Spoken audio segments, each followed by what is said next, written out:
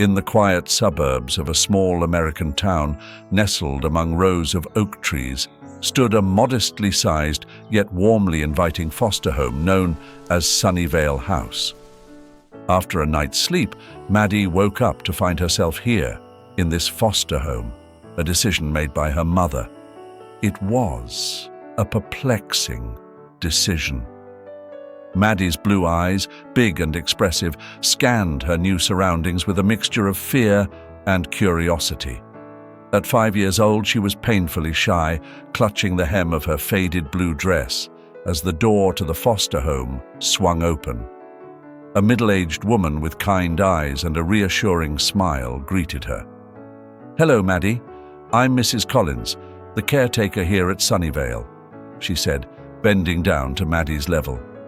Her voice was soft, the kind that seemed to wrap around you like a warm blanket. Stepping inside, Maddie was overwhelmed by the sudden cacophony of children's laughter and chatter echoing through the hallways. The home was alive with kids of all ages, each busy with their toys or books. The walls were lined with colorful paintings and photographs of smiling children, some of whom Maddie guessed had probably moved on to other places. Mrs. Collins led Maddie through the bustling common room to a quieter hallway, pointing to a small room with a window overlooking the backyard. "This will be your room, Maddie. I know it's all very new, but you'll make friends in no time." As Mrs. Collins left to attend to a ruckus in another part of the house, Maddie hesitated at the threshold of her new room. It was small, with walls painted a soft yellow and 2 twin beds. One was clearly occupied, covered in comic books and a scattered array of action figures. The other bed, with its clean, tucked-in sheets and a fluffy pillow, awaited her. Later that evening, dinner was a noisy affair. Maddie sat quietly at a large table filled with children, feeling like a small boat lost at sea amidst the storm of conversations. She poked at her food, her mind wandering back to her mother, her warm smile, and the way she used to tuck Maddie in at night. "Why so quiet?" A voice jolted Maddie from her thoughts. It belonged to a boy with messy brown hair and a mischievous grin. "I'm Frank," he said, sliding into the seat next to hers. "You're the new girl, right?" Maddie nodded, her voice barely a whisper. "Maddie." "Well, Maddie, you'll like it here. We play games after dinner, and you can join my team if you want," Frank offered, his eyes sparkling with an unspoken challenge. Maddie found herself slowly adapting to the rhythms of life at Sunnyvale. Frank became her steadfast friend, their bond forged through shared adventures and whispered secrets under the stars. Despite the noise and chaos of a house full of children, Maddie often felt a pang of loneliness, a silent ache for the mother who had promised to come back for her one day. With each passing day, Maddie learned to laugh and play, but the shadow of her mother's absence lingered. As autumn approached, bringing with it the promise of new beginnings, as the leaves began to turn, painting the world outside Sunnyvale House in hues of gold and crimson. One chilly October afternoon, while the children were scattered across the yard, wrapped in their warm jackets, Maddie noticed a group of older kids huddled by the far fence. Their voices, laced with malice, drew her closer. At the center of the circle was Frank, his back against the fence, face flushed with a mix of anger and helplessness. "Why don't you just go back where you came from, Frank?" taunted a tall boy with a sneer. Maddie's heart pounded in her chest as she approached the group. Frank caught her eye, his expression a mix of surprise and worry, silently pleading with her not to intervene. But Maddie couldn't just stand by. Gathering her courage, she pushed her way through the crowd until she was standing beside Frank. "Leave him alone!" Maddie's voice, stronger than she felt, cut through the chilly air. The bullies, taken aback by her boldness, paused. "And what are you going to do about it?" the tall boy scoffed, turning his attention towards Maddie.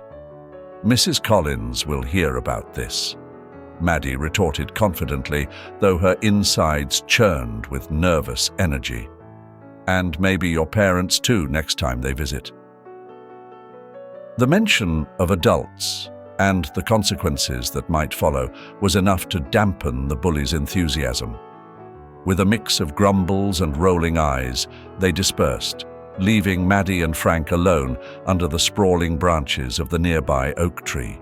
"Thanks," Frank muttered, scuffing his shoe against the dirt. "You didn't have to do that, though. They're just a bunch of jerks."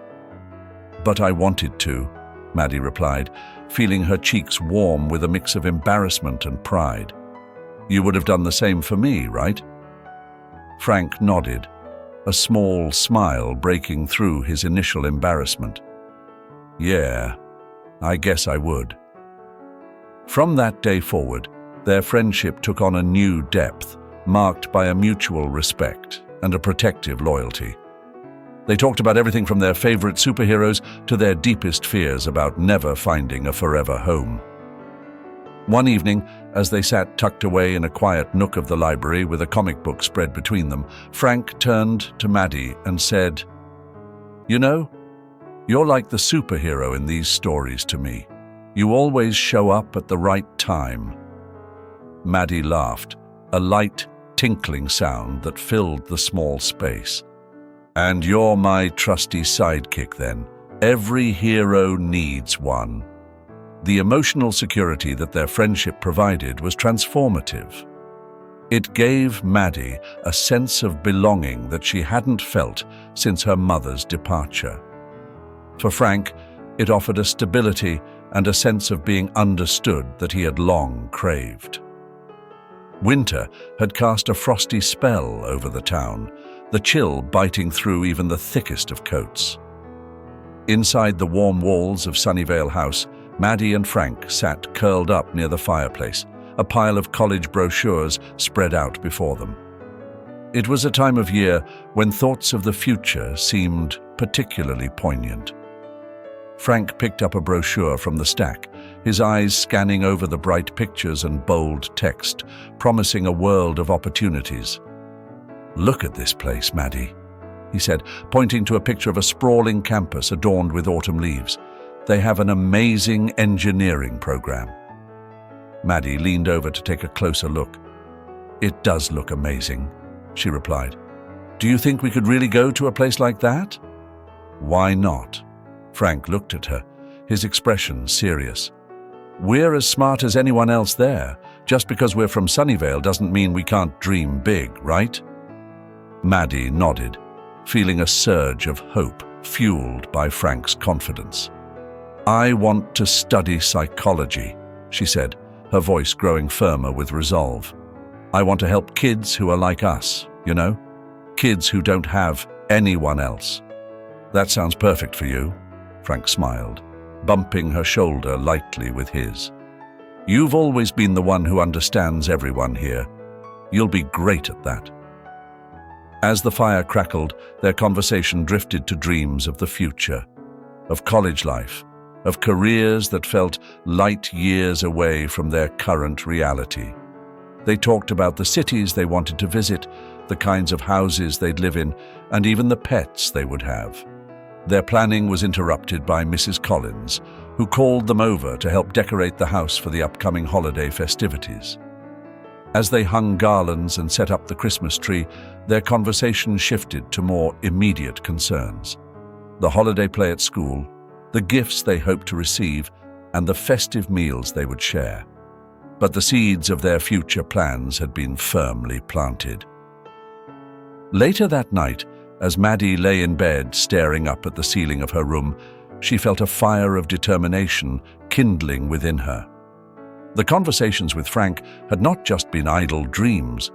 They were a blueprint of the life she vowed to make a reality. She thought about her mother, about the pain of abandonment, but also about the resilience she had been forced to develop. Those experiences, she realized, were not just scars, but also strengths. They had taught her empathy, resilience, and the value of dreaming big, qualities she would need in the challenging years ahead. In her heart, Maddie made a promise to herself. No matter where her journey took her, she would strive to make a difference, not just in her own life, but in the lives of others who felt lost, alone, or forgotten.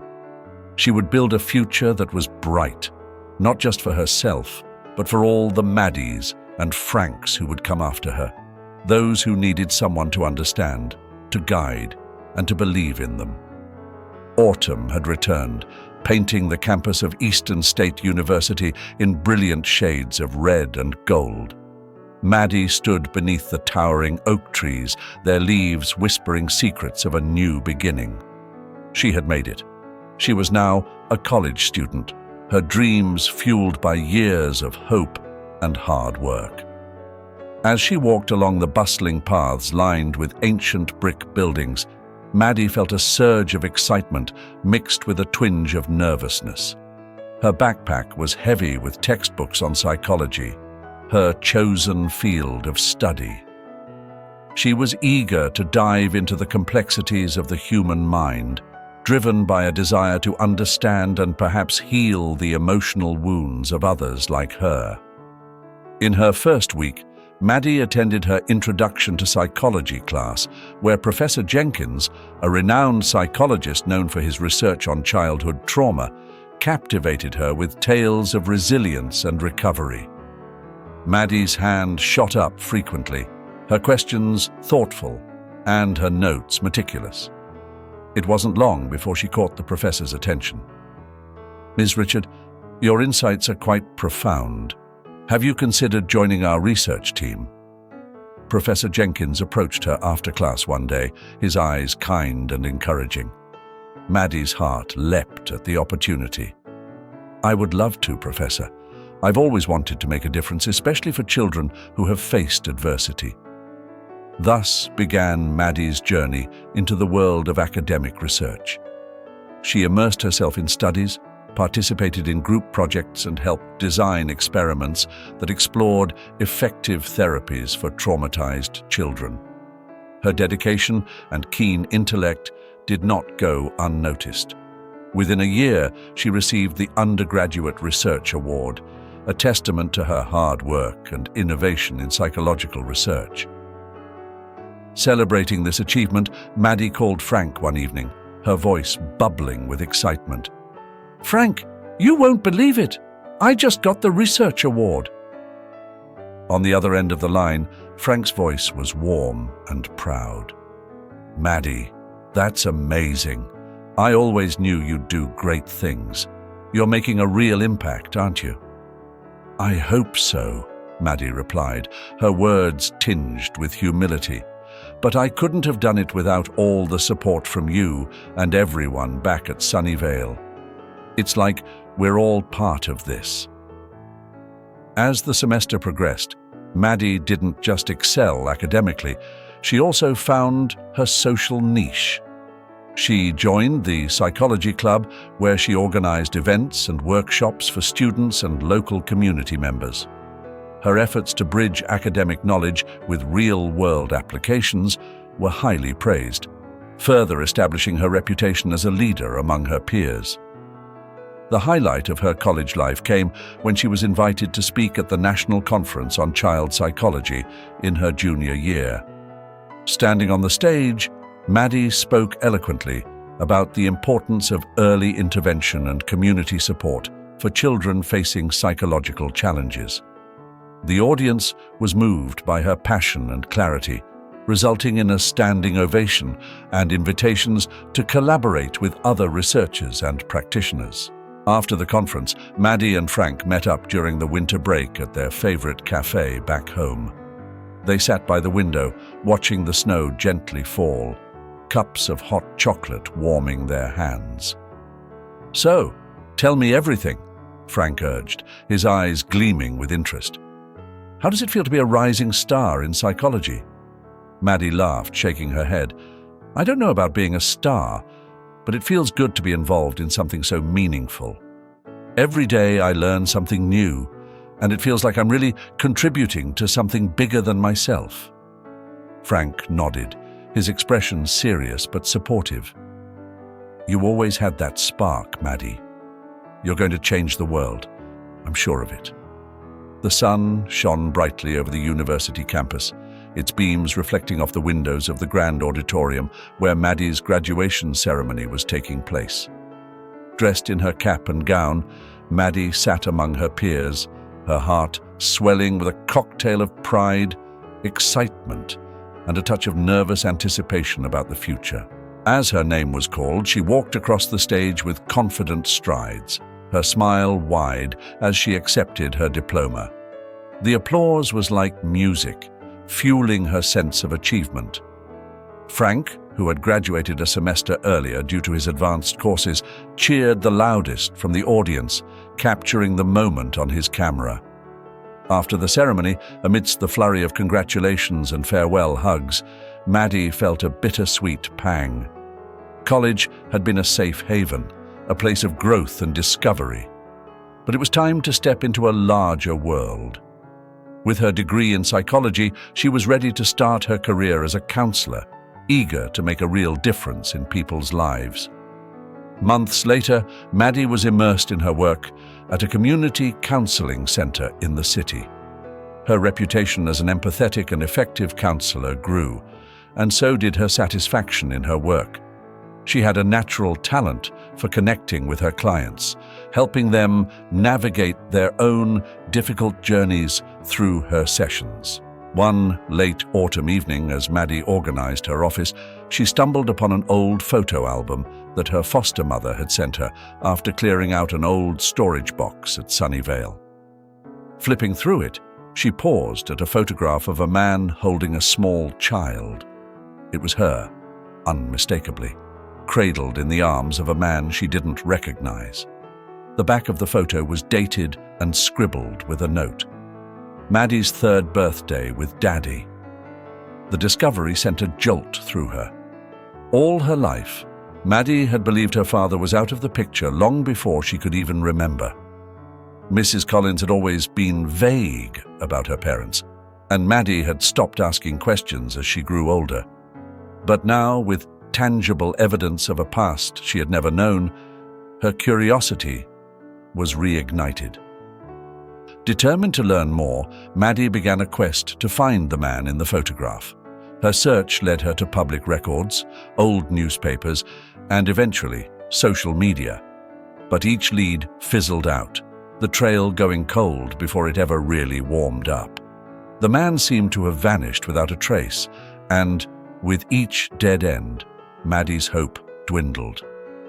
Frustrated and disheartened, Maddie decided to visit Sunnyvale one last time, hoping that Mrs. Collins might remember something, anything that could help. But the visit only confirmed the harsh truth. The man in the photo had left shortly after it was taken, and there had been no contact since. Sitting in her car outside the familiar, now slightly dilapidated walls of Sunnyvale House, Maddie felt a deep, aching sense of loss. Not just for the father she never knew, but for the part of her identity that seemed forever out of reach. For days, Maddie wrestled with her emotions, her work suffering as a result. But it was during a session with a young boy struggling with abandonment that Maddie found the strength to put her own unresolved feelings into perspective. Listening to the boy's fears, she found herself imparting words of comfort that she realized she needed to hear herself. "It's okay to feel lost," she told him gently. "Sometimes, not all questions get answers. But remember, what matters most is the person you become, not the pieces you feel you're missing." A special evening, it was the eve of her 25th birthday, a milestone she had been both dreading and anticipating in light of recent events. Frank had been her rock throughout the tumultuous journey of her search, and tonight he had insisted on celebrating her birthday. Frank arrived at Maddie's apartment with a mischievous grin and a mysterious large box in his hands. Maddie, still emotionally tender from her trip, greeted him with a hesitant smile. "What's all this?" she asked, eyeing the box curiously. "You'll see. But first, dinner," Frank announced, ushering her towards the door. "We're going out." The city had a different feel at night, alive and vibrant, full of possibilities. They walked through the bustling streets to a small, intimate restaurant that Maddie loved but seldom visited. The place was subtly decorated with delicate lights, and soft music played in the background, creating a perfect, cozy ambiance for the evening. As they settled into their seats, Frank's demeanor showed a blend of excitement and nervousness. Maddie noticed but decided to wait for him to reveal his plans at his own pace.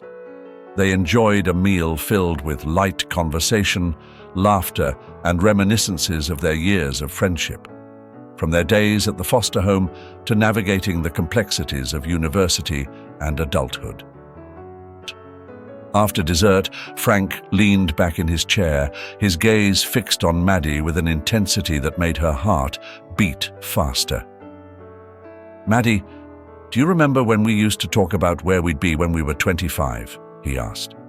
"Yes," Maddie replied, her stomach fluttering with a mix of nerves and anticipation. "We had so many plans." "We did," Frank agreed, reaching across the table to take her hand. "And look at us now. You're doing amazing things, Maddie. I've always admired that about you. Your strength, your compassion, your ability to turn tough situations into something positive." Maddie felt a warmth spread through her as Frank's words washed over her. It was a comfort, the familiarity of his encouragement, his belief in her. "Thank you, Frank. That means a lot coming from you," she said, squeezing his hand. The evening after Maddie's birthday dinner was still young, the city lights casting a soft glow through the windows of the romantic restaurant where Frank had planned the second part of their celebration. As they left the small restaurant where they had dinner, Frank led Maddie to another venue, a stunningly decorated cafe that she recognized as one of the city's finer establishments, usually reserved for special occasions. Maddie looked at Frank, puzzled. "Frank, what's all this?" she asked, her eyes wide as she took in the beautiful setup. Candles flickered on every table, casting warm lights that danced across the polished surfaces, and soft music played in the background, enveloping them in a serene cocoon. Frank smiled, a hint of nerves mixed with excitement in his eyes. "I wanted this night to be memorable, Maddie. There's something important I need to ask you," he said, guiding her to a secluded table that overlooked the city skyline. As they sat down, a waiter approached with 2 glasses of champagne and a small plate of exquisite desserts. The atmosphere was charged with a palpable sense of anticipation. Maddie's heart raced with excitement and a touch of nervousness. She sensed the gravity of what was coming but could hardly believe it was real. Frank took a deep breath and reached across the table, taking Maddie's hands in his. He gazed into her eyes, and the world around them seemed to slow down. "Maddie, from the moment we met, you've been my closest friend, my confidant, and the one person who truly understands me," he began, his voice steady but filled with emotion. "We've been through so much together, and through it all, my feelings for you have only grown stronger." Maddie felt a lump form in her throat as she listened, her eyes glistening with unshed tears. She squeezed his hands, encouraging him to continue. "Today, on your birthday, in front of the entire world, or at least it feels like it, I want to ask you something very important," Frank continued, his voice now a whisper. He paused, reaching into his jacket pocket to retrieve a small velvet box. He opened it to reveal a beautiful diamond ring that sparkled under the soft restaurant lighting. Maddie gasped, her hands flying to her mouth in surprise. "Madeline, will you marry me?" Frank asked, his eyes searching hers for an answer. Time seemed to stand still as Maddie took in the moment, the man before her, and the future that suddenly lay wide open. A tear escaped down her cheek, but her smile was radiant. "Yes, Frank," she managed to say, her voice choked with emotion. "Yes, I will marry you." Applause from nearby patrons who had witnessed the proposal. Frank stood up, walked around to Maddie's chair, and slipped the ring onto her finger. They embraced, a perfect picture of love and commitment forged through years of deep friendship. As they celebrated, their conversation naturally turned to plans for their future. They discussed potential wedding venues, honeymoon destinations, and even the excitement of finding a new place to call home together.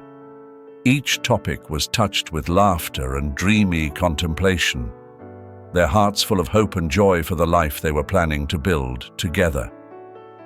That night, as they walked back to their car, the city around them felt different, more welcoming, as if it were congratulating them on their engagement. The streets were quieter than usual, the breeze gentler. Everything around them seemed to celebrate their commitment to each other. The evening had begun like any other they had recently enjoyed, full of laughter and dreams about the future. Maddie and Frank, newly engaged and bubbling with plans, were en route to celebrate their engagement dinner at a quaint, romantic restaurant they both adored. The city around them buzzed with life. The streets thronged with people, and cars honked cheerily, a stark contrast to the silence that would soon envelop them.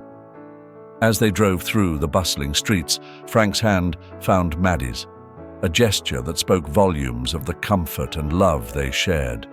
They were discussing potential wedding venues, lost in a world of their own, when the unexpected shattered the calm of the night. A loud crash, the screech of tires against asphalt, and then darkness. This was all Maddie could remember before she slipped into unconsciousness. A distracted driver had run a red light, crashing into their side at high speed, and in an instant, their joyous anticipation was replaced by an urgent fight for survival. When Maddie awoke, the sterile white of the hospital room was blinding. Pain enveloped her senses, and confusion clouded her mind. Tubes and wires were attached to her body. A constant beep from the monitors played a grim lullaby. Beside her, Frank sat, his face a mask of worry and fatigue, holding her hand as if letting go would mean losing her. "Frank?" Her voice was a hoarse whisper, barely audible. Frank's eyes, red-rimmed and weary, lit up with relief as he heard her. "Maddie. Oh, God. Maddie, you're awake. I was so scared I'd lost you," he choked out, the tears he'd been holding back now freely flowing. "What happened?" Maddie asked, trying to piece together the fragments of her last memory. "We were in an accident. A car hit us. You've been in and out for the past 2 days," Frank explained gently, squeezing her hand, as if to reassure both her and himself that she was, indeed, here, alive. The news hit Maddie like a wave. The implications of the accident began to dawn on her, and a profound sense of vulnerability enveloped her. The doctors had hinted at serious injuries that could alter the course of her life. The days that followed were filled with challenges. Maddie faced surgeries and painful physical therapy sessions. Each day brought with it a pain, frustration, and small victories. Through it all, Frank was her constant companion, never leaving her side for more than necessary. He was her advocate, her cheerleader, and her caretaker, managing everything from medical appointments to ensuring that Maddie had her favorite books to read. One evening, as the sun dipped below the horizon, casting a golden glow into the hospital room, Maddie looked at Frank, noticing the dark circles under his eyes and the weary tilt of his shoulders. "You need to rest too, Frank. I'm going to be fine," she said softly. Frank shook his head, a small smile playing on his lips. "I'll rest when you're back home, and we're planning our wedding again. Until then, I'm here, no matter what." Maddie reached out, touching his face. "I love you. Thank you for being my strength," she whispered.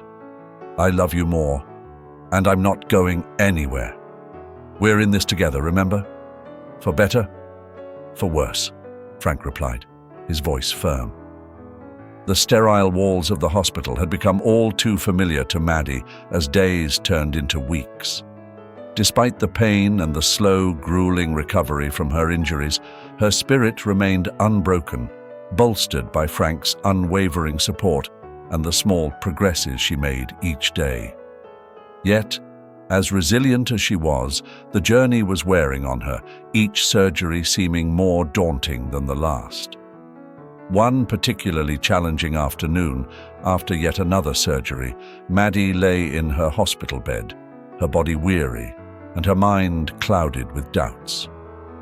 Frank sat beside her, holding her hand, trying to offer comfort with his presence. It was during these moments that the stark reality of their situation weighed heavily on them both. "Maddie, you're doing great, okay. Every day you're getting stronger," Frank said, squeezing her hand gently. Maddie managed a weak smile. "I know, but it feels like I'm climbing a mountain with no summit, Frank. What if I never get back to how I was?" Before Frank could respond, there was a knock at the door. A man, seemingly in his late 40s, entered the room. He was tall, with a kind face framed by graying hair, and he carried himself with a quiet confidence. Maddie and Frank looked at him puzzled. "Hello, Maddie. I'm Dr. Daniel Richards. I've been following your case closely," the man introduced himself. His voice was calm. "I specialize in rehabilitative medicine, and I believe I can offer you some new treatment options that might improve your recovery." Maddie's interest peaked, her fatigue momentarily forgotten. "Really? What kind of options?" she asked, a flicker of hope igniting in her eyes. Dr. Richards pulled up a chair and sat down. "I've been developing a program that integrates advanced physical therapy with cutting-edge technology. It's been showing promising results in cases similar to yours. I won't promise miracles, Maddie, but I believe we can improve your condition." The news was like a breath of fresh air in the stifling stagnation of her long recovery. Maddie felt a surge of renewed energy, her heart lifted by the possibility of regaining more of her former self. "Can we start soon?" she asked eagerly. "Absolutely. I'll coordinate with your current medical team and set things up. We can begin as soon as you're ready," Dr. Richards replied, his smile warm. Over the next few weeks, Maddie began the new program under Dr. Richards' guidance. The regimen was rigorous and often exhausting, but Maddie's spirits were buoyed by the noticeable improvements in her mobility and strength. Frank was by her side every step of the way, his admiration for her courage growing with each passing day. Daniel took a deep breath, his eyes reflecting a blend of sorrow and hope. "Maddie," he began, his voice trembling slightly, "there's something significant I need to share with you. I am your father." Maddie stared at him, a flood of confusion and shock passing over her face. "My father?" she echoed, her voice a whisper, as if saying it louder might make it less true. "Yes," Daniel continued, his eyes glistening with unshed tears. "After your mother, after she passed away, I lost you. I've been searching for you ever since. It took me years, but when I saw your name at the hospital, something inside me stirred. I had to know for sure." He paused, taking out a small envelope from his jacket. "I did a DNA test, discreetly. The results confirmed it. You are my daughter." Maddie felt the room spin as the reality sank in. She looked at Daniel, seeing him in a new light. All these years. You were looking for me? She managed to say, her voice breaking with emotion. Yes, every single day, Daniel replied, reaching out to gently hold her hand. I never gave up hope that I might find you and explain everything. To tell you about your mother, her struggles, and how much she loved you. Tears rolled down Maddie's cheeks as she absorbed his words. It's a lot to take in, she admitted, her heart heavy with the weight of her newfound reality. I know this is hard, and I'm here for you, whenever you're ready to talk or ask anything, Daniel said, squeezing her hand in reassurance. The sun was setting, casting a golden hue over the specially adapted home that Maddie and Frank had moved into, designed to accommodate Maddie's new needs. Maddie, Frank, and Daniel were gathered in the cozy living room, the walls adorned with bright, hopeful paintings that Maddie had chosen. Daniel sat across from Maddie, his face a mask of solemnity, holding a small, worn-out photo album that seemed to hold more than just pictures. It held years of hidden truths. Maddie, Daniel began, his voice steady despite the turmoil within.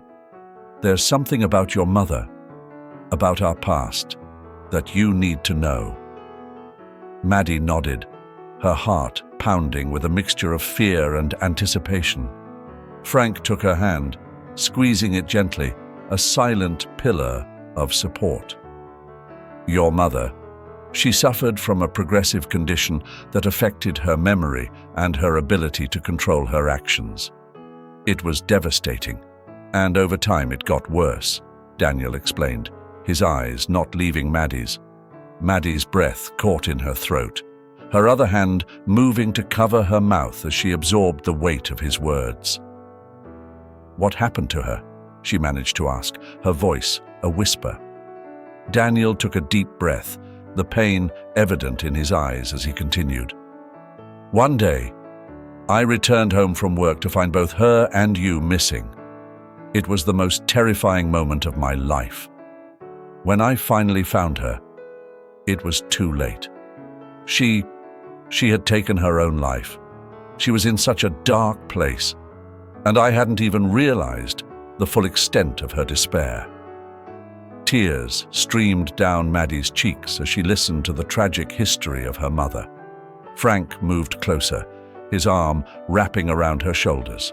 Daniel paused, his own tears welling up. I searched for you for years, Maddie. Every clue led to a dead end. It was as if you had vanished. Until one day, I saw your name in the hospital where I started working. Something about it made me suspect, and after a discreet DNA test, the truth was confirmed. You are my daughter. The room was thick with emotion as the weight of Daniel's revelations sank in. Maddie felt a torrent of emotions, grief for the mother she never knew, pain for the father who had lost so much, and a burgeoning love for the parent who had never stopped searching for her.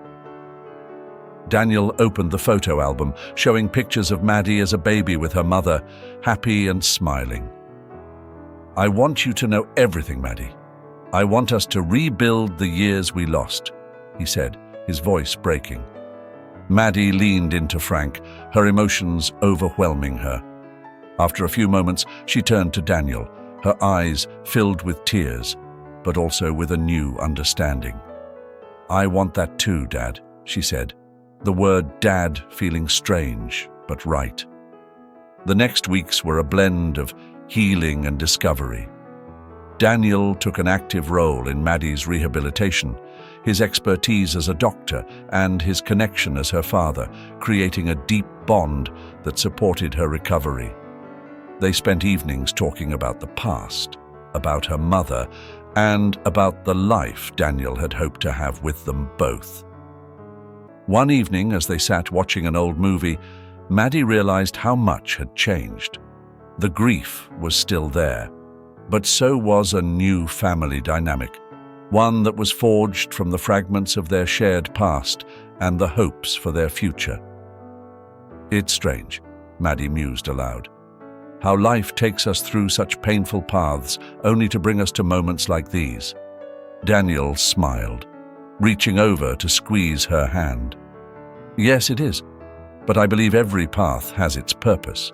We may not see it at the time, but in the end, our journeys bring us exactly where we need to be.